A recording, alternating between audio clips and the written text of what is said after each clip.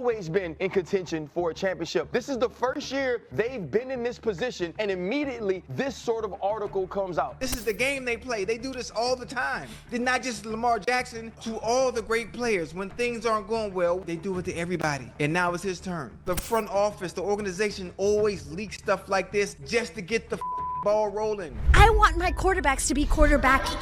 What if I told you that one of the most dynamic players in NFL history isn't even supposed to play his own position? At least, that's what the critics said. Lamar Jackson's a project. He's not Sam Darnold. He's not Josh Rosen. You watched him last night. He's not even close. And even Bill Polian said maybe they ought to think about moving him into wide receiver. Lamar Jackson has yet to prove that he is an elite passer, period. Before he was breaking ankles, spinning out of sacks, and launching absolute lasers for the Baltimore Ravens, Lamar Jackson was told something shocking. Not once, not twice, but by nearly every major college program in America. Jackson, look out, makes a cut. Why not spin in for another touchdown? Unbelievable. He has seized this national stage and made a strong... You're not a quarterback. Some told him to play wide receiver. Others said defensive back. A few said running back. But nobody believed he could play quarterback.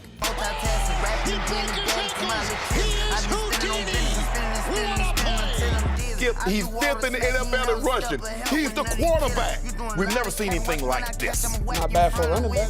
Today, Lamar Jackson is the youngest unanimous MVP in NFL history and a two-time MVP before turning 27. This is the story of how football's most electric quarterback was doubted at every level, and how he rewrote what's possible at the position. Lamar Jackson's story begins in Pompano Beach, Florida. Born January 7, 1997, he was raised by his mother, Felicia Jones. Pompano Beach wasn't glamorous. Poverty and crime were part of everyday life. But pressure doesn't break everyone. In interviews, Lamar has spoken about watching his mother work multiple jobs just to provide. That example shaped him. Discipline, work ethic, no excuses. In 2005, our life changed. You know, our father passed away, and my grandmother on the same day. I found out my father passed first, because I was at the house actually, but I fell asleep. And then I wake up, my cousin them crying, I hear it. I'm like, what y'all crying for? Oh, you know, your Uncle Lamar, you know, my father.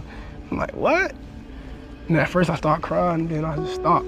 And then, you know, everybody come to the house, all my family members, and my mom tell me, like, she got a phone call. My grandma was probably in Daytona or something like that.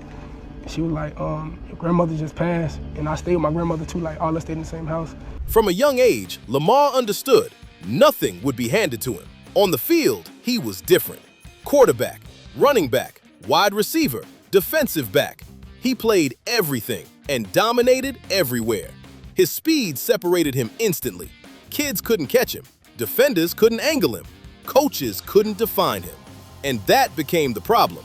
Recruiters didn't know what Lamar was, so instead of calling him a quarterback, they labeled him an athlete.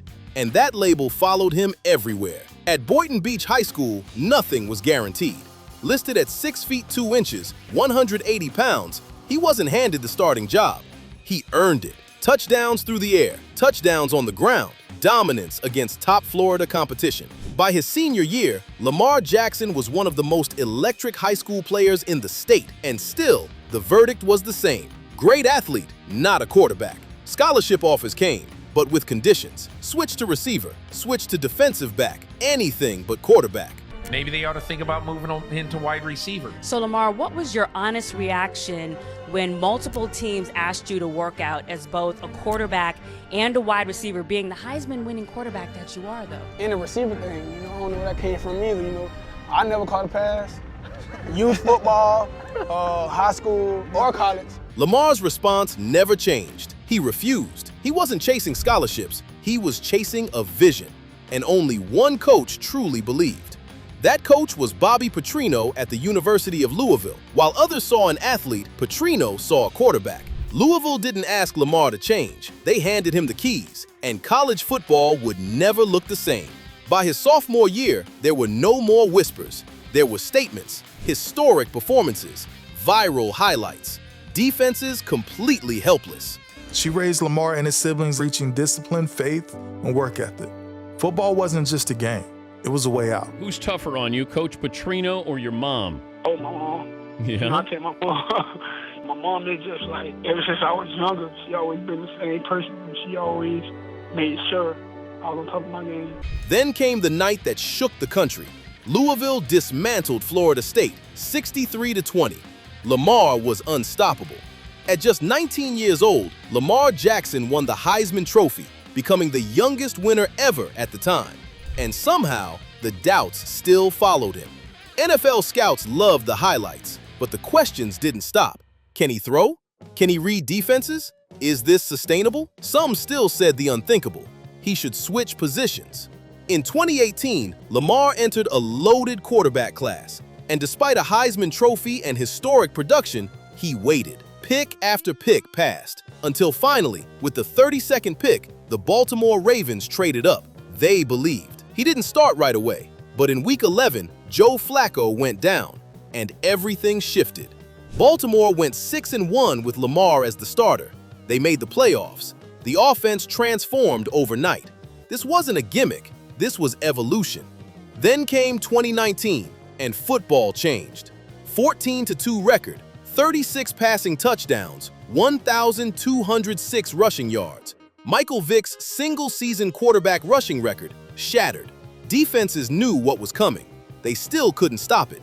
Lamar Jackson became the youngest unanimous MVP in NFL history. Every single voter agreed. The position change conversation was over, but greatness doesn't eliminate adversity.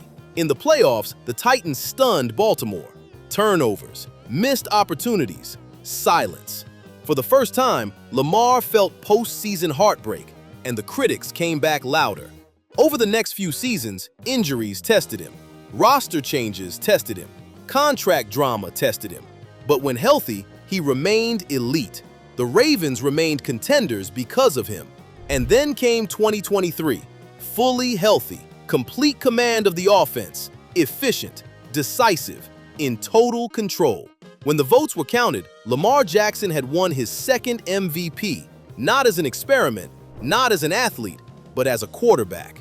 Validation was complete. There's only one thing left, a Super Bowl. That's the final mountain, and the narrative has shifted. It's no longer if Lamar can win one, it's when. From a position change recruit in Pompano Beach to a generational quarterback redefining the modern game, Lamar Jackson didn't just prove people wrong. He changed football, and his story isn't finished. If you enjoyed this video, stick with Football Primetime, subscribe, and I'll see you in the next one.